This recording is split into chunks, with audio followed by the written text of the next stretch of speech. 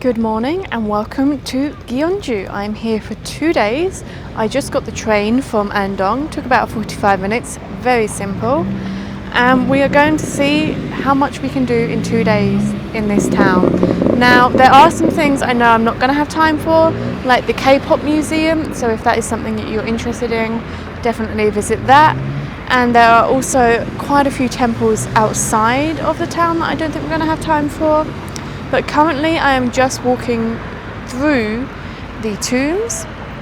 So all of these mounds are tombs and they were built by, you put like the coffin or the chamber that the person was in and then they put stones over the top. And yeah, these are all tombs. There's more of them over here. The park is quite large that we're going to walk through. So we will see how many of them there are. And then we're going to the National Museum because this National Museum is actually rated one of the best in the whole of Korea. So we're going to head there now. Lights have just turned green.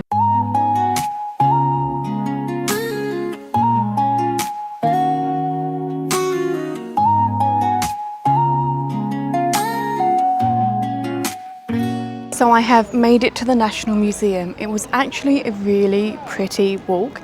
You walk through all these different parks. So you start in the tombs and the park there. And then I walked through another park that has the oldest brick astrological observatory, which is still pretty much complete. And it was used because they believed when it was built in like the 600s that measuring and tracking the stars was really important, and it is still there, which was nice.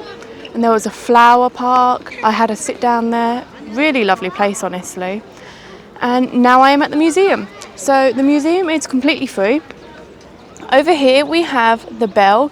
Now this bell is very important and it was stored. It was originally where the tombs are and then moved here. I can't remember exactly why it was important. I'm going to go read the description again. But yeah, that is there, and then this is the museum. So let's head in and have a look around.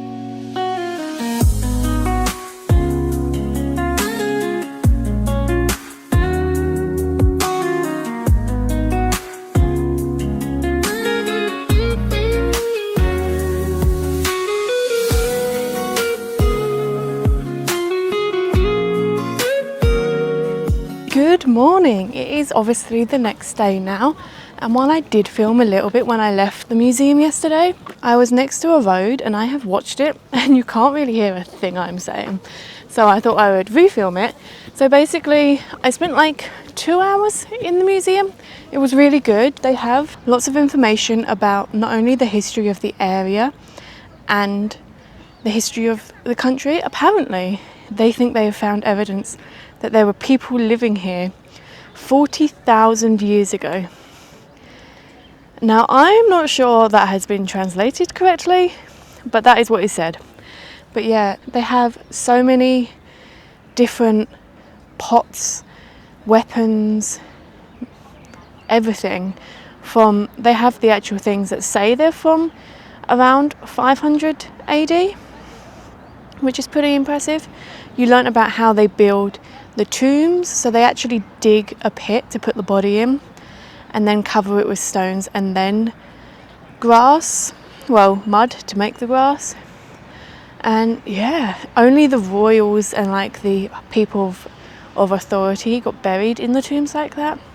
But it was a really good museum and it was completely free, so I'd recommend. And walking back through the park in the afternoon was really nice because there were so many families there with their kids flying kites and just spending time together.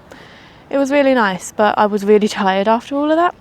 So I just relaxed in the evening, and now I am at Bulgaksu Temple. That's probably not how you pronounce it. But yeah, I'm here. It is quite busy and the bus was completely full. But we're not even at the temple yet and it's really pretty. You've got so many cherry trees around. But apparently this temple is one of the best in the whole of Korea. So we're going to head in there now and see if that is true.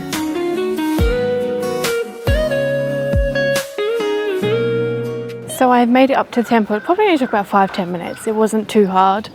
And I'm trying to see if you can get in But I have learned that it was recently the Buddha's birthday, which is actually why all of these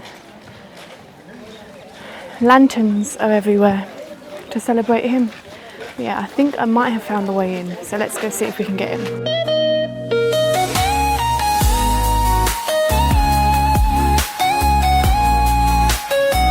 Okay, so we are inside and it is covered in the lanterns that have people's wishes on.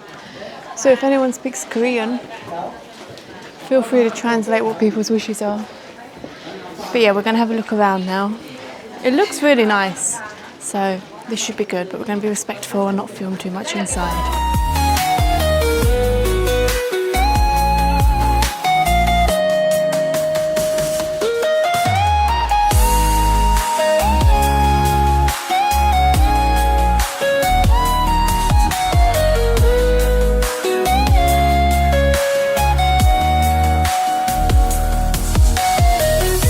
So I believe I have now walked around the whole of the temple. It's a very nice temple. However, like I said earlier, it's very busy, which kind of takes away like the tranquility that temples normally have, but it's still very pretty and it is free, and it's a UNESCO World Heritage Site, so I still recommend coming. I am now going to walk up to the grotto, which you can get a bus to, but the bus only goes once an hour, and I think it's only like an hour walk, so we're going to walk up there now and see what that looks like, but I very much recommend coming to this temple.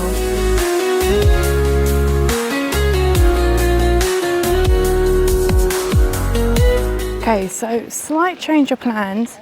I can't actually find where the trail to walk there starts, and I don't want to wait like an hour and a half for the bus because it's lunchtime, so I've missed the bus. It's just gone and they've got a break for lunch.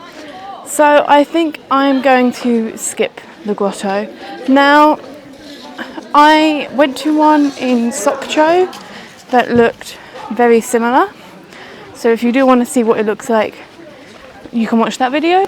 Or I will put a picture in of what it is. It's just like a little Buddha in a cave. So I'm not too worried about missing that. Instead, I'm going to head back to town. And there's apparently a museum where you can see the inside of a tomb that they've excavated, and I think that would be quite interesting, so we're going to go and see if we can find that now. So I am in the Tomb Information Centre. We have bought tickets. It is 3,001. I'm here with my friend Susan. We met in Gyeongju. We did the hike together and now we are here, but we have just done colouring. So this is my horse. Maybe Susan will show us her masterpieces.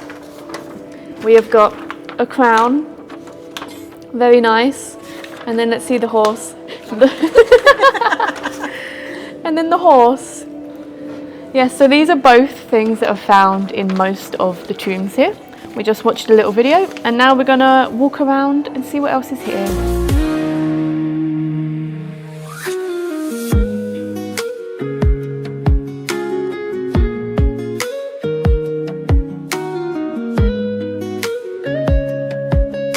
So we are inside the tomb preservation building now. So this tomb was originally excavated by the Japanese and it was done improperly, which meant that most of it eroded over the time. But this part, so these layers here and the stones are original, and they also had the holes still in from where the wooden pillars are. So you can see how they built it. So they originally dug down in this square in the middle, and then the wooden structure for the coffin was built. There was an inner and outer coffin. Where the gold is, that is where the body was laid, and then in this end their belongings was put, and then it was up tall, and then you had the outer walls that were built and filled up to the top with stone before the whole thing was covered in clay and sand and all of that to put it all over. So it's really good. It is a shame that it was excavated improperly, but it does now mean that we can see how it was constructed in the first place. But yeah, highly recommend. That is the end of the tomb part. Who knows where we're going next?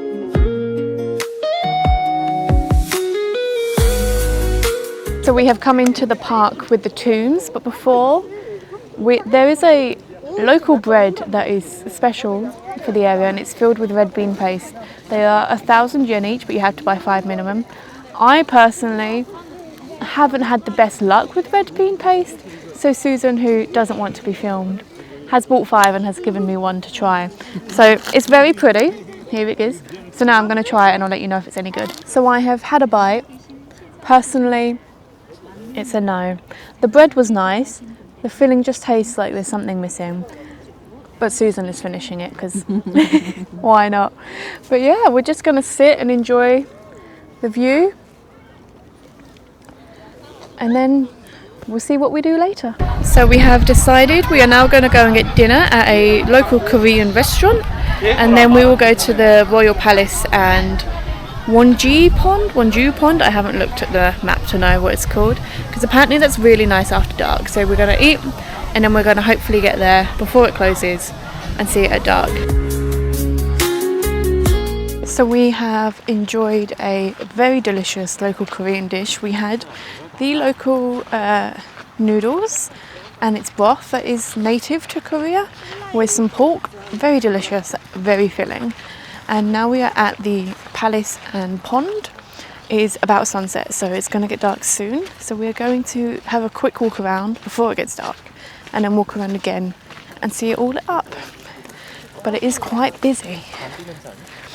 And this costs 3,000 to get in, which is £1.50 in case they haven't been doing the conversion.